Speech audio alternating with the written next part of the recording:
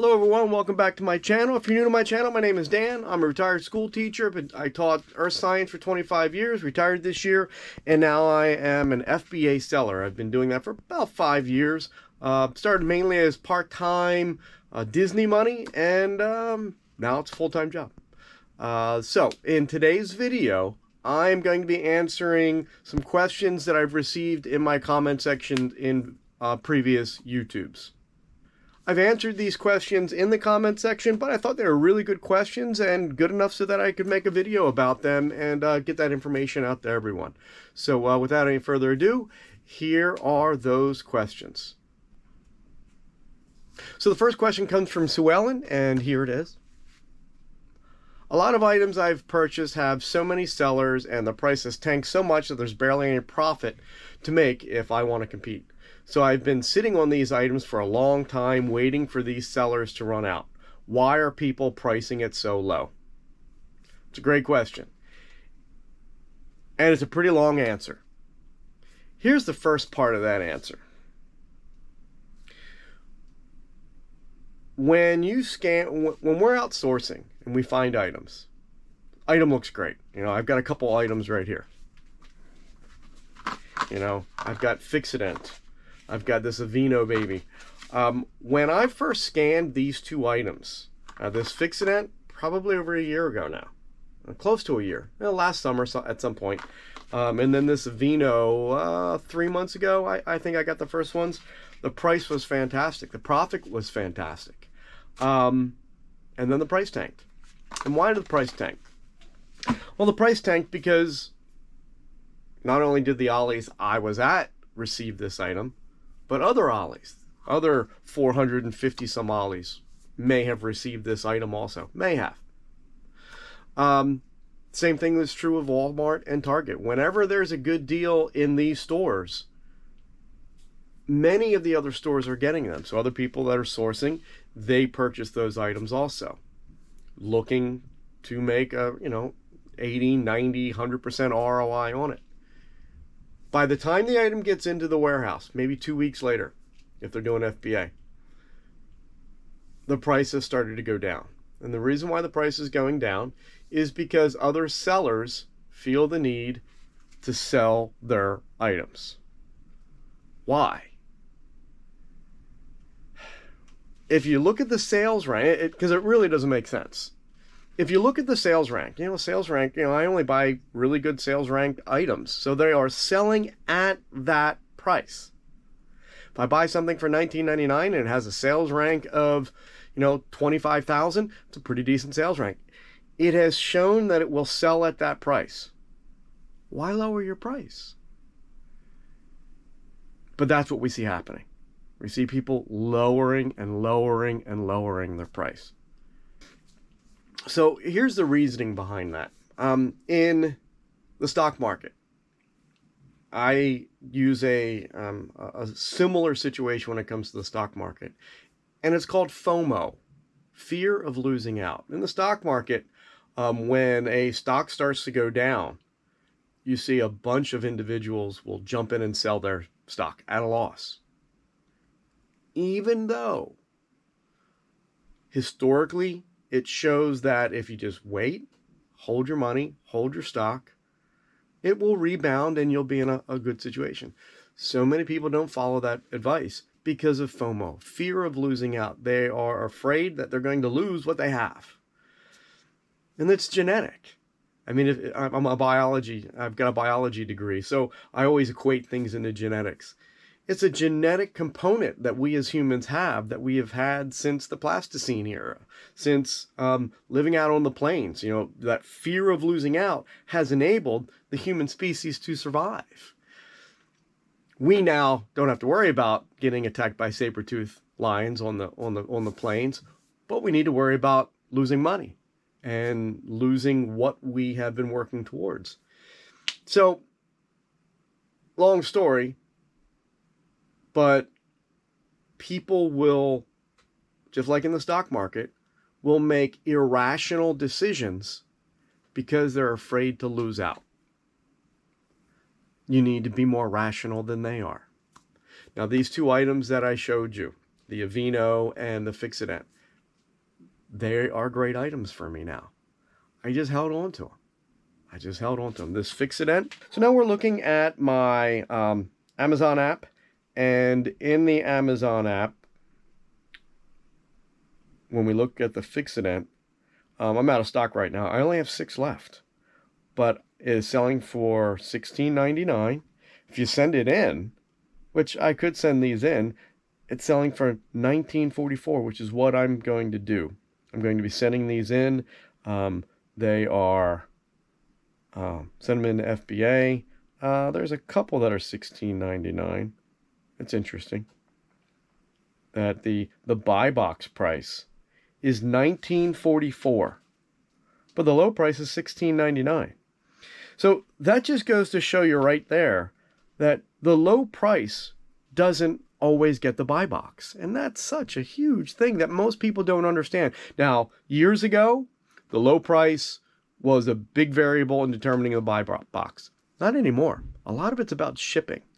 If you're the closest, Amazon is trying to make sure that they get the items to you as fast as they can and as cheaply as they can. So that factor of distance between the warehouse where the item is and who purchased it is a much stronger variable than what it once was. So, prime example, if this were going to be shipped to me, the buy box for me is $19.44 compared to, look at all these other ones that are lower than that price. So I'm going to be sending my last 6 that I have. I'll be sending them in.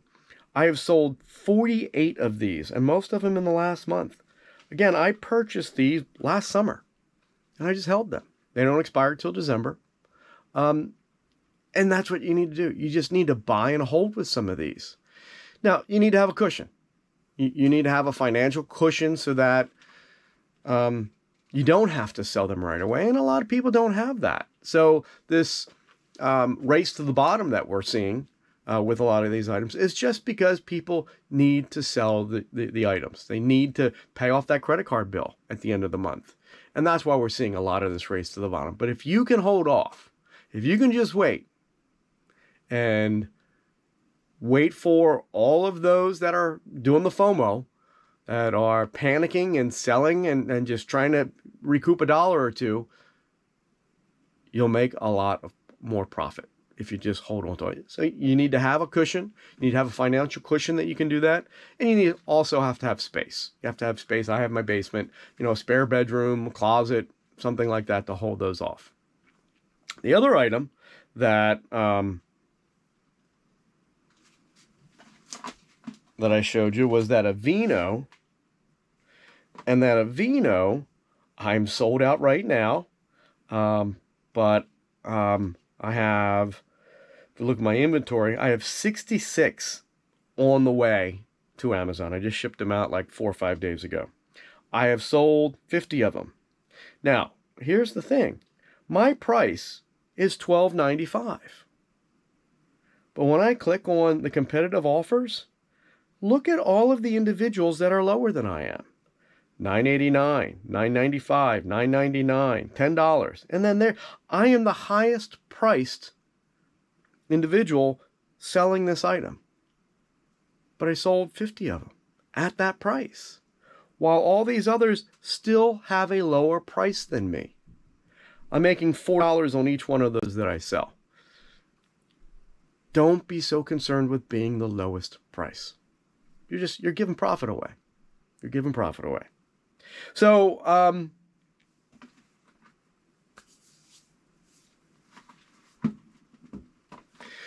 Sue Ellen, long answer. Bottom line is people suffer from FOMO. They're afraid to lose out. So they're going to just sell and they're happy getting $1 or $2 profit. If you can afford to hold on to it, if there's an expiration's not a concern, if it's got good sales rank, just hold on. And here's another interesting thing. Now, I haven't read this anywhere. This is kind of just my own theory. But all these individuals that are driving the price down, if the price goes lower, it's going to draw more people in to buy it. If the sales rank goes lower, meaning more people are buying it, then it is going to show up more commonly when people search Amazon for a product similar to that. Then when all those individuals sell out and your higher price is the one that's left, that sales rank is still going to be really good. It's still going to be suggested to other individuals when they go through the Amazon search algorithm, and your item is going to sell. So in a long, convoluted way, individuals that are price tanking, while it may hurt you initially, in the long run, I think it helps us out because it increases the sales rank of that item, which then allows it to get into the search algorithm in the future when your higher priced item is the only one left. It's just a theory. I haven't seen that anywhere else, but I've been reading about how the Amazon search algorithm works, and I think that makes sense. So, long answer. Bottom line, Sue Ellen, hold on to your items if you can. And if you can't, if you're purchasing from Ollies, return them. I've done that with some items. I try not to, but I've done that with some. Question number 2 comes to us from Sam. Says, how do I go about getting tax exemption? Sam, it depends on your state. Every state kind of does it differently. And not only do they do it differently, they also use different terminology. It's tricky. It's a little frustrating, to be honest with you. It took me a few minutes to understand the terminology that they use. But I did give you in your comment, I did give you a link that I used 4 years ago when I first started looking into this. And I have since given that link to a couple other individuals to help them get tax exempt. If you are seriously thinking about doing this as a business, that should be your first step, really. Especially if you're using Ollies. If you're going to be doing sourcing, guys, that's, in my state, 6%. That's 6% I'm saving by not paying sales tax. You really should do that. That should be like the first thing that you do is to get tax exempt. If you're able to do that. And again, with Ollies, using tax exempt is a piece of cake. It really is. Once you get that tax exempt certificate, all Ollies accept them. I actually keep a spare one in my wallet just in case I go to an Ollies and like, well, do you have your tax exempt certificate? And they can't find it in their book because every Ollies is supposed to keep a copy of your tax exempt certificate. Some Ollies, when I go in, they will pull out that book. They'll search through it. They'll find it. Some will just say, what's your tax exempt number? And won't even ask to see it. I don't know why. But I always carry an extra one with me just in case. So thanks for the question, Sam. My next question comes from Ryan. It says, hey, Dan, great video. Thanks, Ryan. Quick question for you. When Amazon receives your shipment and Amazon shows they received more units than shipped, what would that mean for you as a seller? I've never had that happen, Ryan, but honestly, I don't look. Maybe I should. There's a term for that when you are making sure that what you sent in is equal to what they receive. I can't remember the name. Can't remember the term. But I don't pay attention to that. And there's only so many hours in a day. That's just not something that I'm paying attention to. But here's what I do, Ryan. I actually contract with a service that will do that. That will go through all my data. That goes through everything that I've shipped in, and they will compare it against what Amazon has received. They will look at items that have been returned to me by customers for whatever reason. And then they will compare them with Amazon data to make sure that the customer, in fact, did send it back. Because I don't know if you know, but when a customer asks for a return, Amazon just sends them the money within a couple days, most of the time. And then they're supposed to ship the item. The customer is supposed to return the item within 30 days, I think. Might be 60 now. And then you get that item back. If it's in a saleable condition, then they'll put it back on the shelf and it can go for sale again. But But there are times when the customer doesn't send it back. And Amazon still already gave them the money. There are businesses that I contract with that will go through all that information and look to see if the customer in fact did send that item back. And if the customer didn't send it back, I can petition Amazon to refund me the refund that they sent to the customer, because I can get my product back. And there's a couple other areas in which this business, this company that I contract, will save me money. They'll find areas where Amazon owes me money. And I gave you the name of it. And real quickly, it is the business that I used. The business that I use is called Refund Manager. There's a number of different organizations out there that do this. I was happy with what they did. And they charged me 25% of the money that they recover. I found it to be a very helpful thing. And again, when it comes to doing this business, or really anything in life, it's more about time. You know, at where I am in my life, time is more important than money. Money's important. Time's more important. And I would rather just have somebody else do that and check that out. So hope that was helpful. Thanks for the question. Our next question comes from Carl. It says, "Hi Dan, question for you. I started selling on Amazon 3 months ago." Congratulations, Carl. "And for the moment, everything is running well." Great. I understand that Q3 and Q4 are the best moments in time of the year to sell normally. Do you know, with your experience, is it directly after back to school in August that your sales and other sellers go up? Well, it depends. Depends on what you're selling. But I would say that's a pretty good, once kids are back to school, right around Halloween, actually, middle of October, I think is when I start seeing my sales really start to take off. And I have to tell you, Carl, it's fun. If you've got, for me, I have a lot of toys. So, Christmas related items, things that would be sold for Christmas. So that's a pretty big category. But from the middle of October to the middle of December, I would say those 2 months, it's like Christmas morning. I'm on my phone 3 or 4 times a day just checking my sales, and it's all FBA.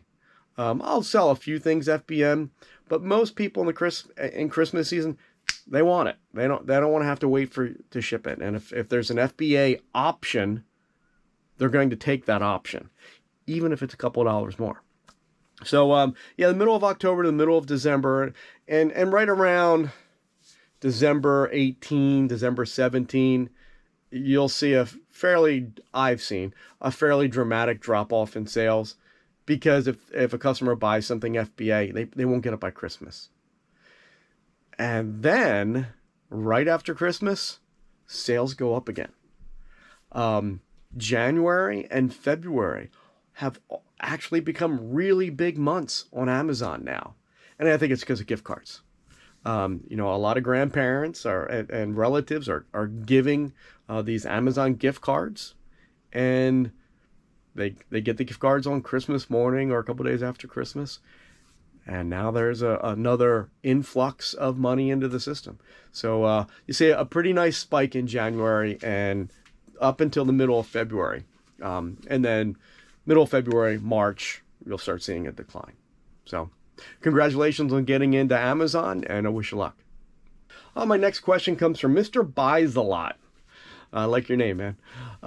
Dan, do you only source Ollies, or do you go to other places like Walmart?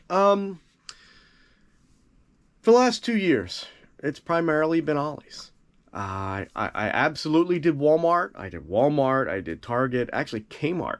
Kmart was a real big store for me. I had, I think, four Kmarts within 45 minutes of my house. And on Sundays, again, this is when I was teaching and I was just doing this part-time, on every other Sunday or so, I would just go and hit all the Kmarts. And I'd also hit the Walmart and the Targets that were along the way. The Walmart and the Targets, I would do okay. I'd pick up a couple things here and there, but rarely would I pick up, $100 in profit at any one of those Walmarts or Targets. The Kmarts I did well at. I have recently just started looking into some other stores. I went into a Gabe's the other day, and I got some good items in there. So I'm going to look into Gabe's a little bit as see how big of a store they are, how national they are, and kind of see if I am I going to come into the same situation as Walmart and Target, that there's thousands of them out there, and they've got the same products, and then the market is going to tank. So I am going to be sourcing at other stores, but for right now, Ollies works for me. And again, time. It's all about time for me. I'm not crazy about going into the Walmart and the Targets. They're so crowded. The aisles are just so filled with people. They're not the friendliest people, my experience. So thanks for the question, Mr. Buys a Lot. Our next question comes from Andre. Andre asks, what's your bottom ROI? I'm at 30% right now, but I'm thinking about upping to 40. My thoughts. Depends on the item. There's no doubt that I have purchased a number of items that were 25% ROI, 30% ROI. But if I'm going that low, it's because I have a pretty good feeling. There's data to suggest that I'll be able to increase my ROI at a future time. Maybe if I just holding on to that item, holding it till Christmas. I've purchased a couple things. I actually have one somewhere. Oh, right here. This just happened to be sitting on the floor. I just purchased this recently at Ollies, and this is all right now. I think I'm probably around 30% ROI on this. It's selling for $12.99. I got it for $5.40, so it's about $2 profit, and I will sell it for that 30% ROI if I have to. But I have a pretty good feeling that this is going to be an item that I'll be able to sell a decent amount at Christmas time. The quantities were fairly low of all that type of product. This Snake Eyes, this character, there was only a couple of them at all the Ollies I went to, whereas the other characters, there was a lot of them. The market was really flooded. Not so much on this one. The rank was good. There wasn't a lot of sellers. So I feel pretty good that there wasn't a lot of that specific toy made. So with the Snake Eyes, that was my reasoning for purchasing that. I felt that was a good purchase. I try to stick around 100% is the ROI I look for. I also look dollar figure. So for example, some bigger items. Like I have that automatic pet feeder that I've purchased at Ollies, and I think I purchased it for $27. I think that's what it was, $27. It's selling for $65 right now, so I'm making $15 on it. That's about 30% ROI. But it's a high dollar item. So the higher dollar items, I'll tend to be lower on my ROI. I'm willing to go lower because it's a higher ticketed item. So hope that answered your question, Andre. Thanks. So our next question comes from Silver Lining, and Silver Lining is asking about my story. How I got started, my worries, my doubts. You know what, Silver Lining? That's a great question. And I am going to be making a new video just talking about my story. That's going to be the intro into my YouTube page. So I'm going to get that done in the next couple weeks. So thanks for the suggestion. And because of that question, I'll be making a new video just talking about my story. Thanks. My next video comes from Rock. Says, Dan, great content. Thanks, Rock. Appreciate it. I'm pretty new to Amazon seller. I'm loving your video. Again, thanks. Appreciate the comments. Is 2 weeks about average time that it takes for inventory to be available to sell after you send it in? 2 weeks sounds about right. I've been fortunate enough that the majority of my shipments are all going to the same warehouse. That's good and bad. They're all going to the same warehouse in New Jersey. I live in Pennsylvania. So the amount that I get charged UPS is not that bad. It's decent, and less than 50 cents an item, I think, right now. Now the problem with that is once they get received in that warehouse, a large percentage of them then get shipped out to other warehouses around the country.